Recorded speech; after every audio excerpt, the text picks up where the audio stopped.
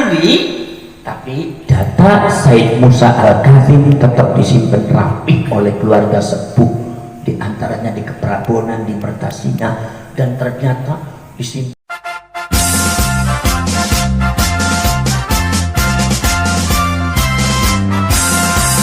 Tanya, kenapa itu hak kita sebagai bangsa Indonesia? Tanya. Karena ini adalah sejarah kita. Nah, kemudian ada waktu itu ada beberapa orang keraton yang masuk ke dalam keraton dalam rangka menjaga keraton supaya jangan dirusak oleh Belanda. Itu keluarga keraton itulah yang dipaksa oleh Belanda menuliskan nasab data-data Sunan Gunung Jati harus Al-Azmat Khan, harus Ba'alwi. Sebetulnya tidak mau, tapi nanti kalau nggak mau ya dibunuh. Kalau nggak mau, maka Belanda akan mengadakan kerusakan di keraton. Demi untuk menjaga itu, maka ditulislah data nasab Azmat Khan atau Ba'alwi, tapi data Said Musa Al-Kazim tetap disimpan rapi oleh keluarga sepuh, di antaranya di Keprabonan, di Mertasina, dan ternyata disimpan juga ada di Ampel, bahkan ada yang ketemu di Belanda.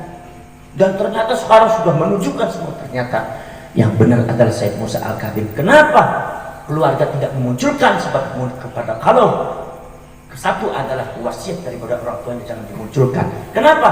Sebab kalau seumpama dimunculkan data Said Musa Al-Kazim, satu, orangnya akan dibunuh. Nomor dua, data itu akan diambil dan dihancurkan oleh Belanda, dan pada akhirnya sejarah asli daripada Sunan Gunung Jati akan hancur, dia ditemukan. Makanya dia cuma karena itu estafet dari generasi ke generasi, sehingga ketika terjadi ada sejarah ditulis, walaupun Belandanya sudah keluar, kita merdeka, ternyata masih diumpetin terus. Ketika ibu-ibu masalah nasab barulah dimunculkan lagi. Jadi masalah Sunan Gunung Jati ke Said Musa Al-Kazim sekali lagi bukan pembelokan sejarah, bukan hal baru, tetapi menempatkan nasabnya Sunan Gunung Jati yang kesleo ditempatkan pada tempat sebenarnya semula, seperti yang dimiliki oleh sultan-sultan sepuh zaman dulu yang terus anak keturunan Sunan Gunung Jati. Inilah pembelokan semacam ini jangan lagi ada lagi. Cukup zamanya Belanda, tetapi ada beberapa oknum Ba'alwi ini kadang-kadang membuat sejarah yang tidak bisa dipertanggungjawabkan. Masalah Sumodiningrat, masalah ini, masalah ini, masalah ini yang kadang-kadang membingungkan masyarakat. Maka di sini perlu dibentuk tim Laskar Sabilillah, Laskar 9 wali Allah untuk melindungi para wali yang ada di Nusantara dari Sabang sampai Merauke. Ya, apalagi dulu itu disebutnya tanah Jawa. Tanah Jawa itu termasuk Aceh juga Jawa. Kalau kalian tahu Tabaqatul Ulama Il-Jawin, Tabaqat Ulama Jawa, atau seumpama ada tarjamah biografi ulama Jawa, itu ternyata isinya orang Thailand, At-Thailandi.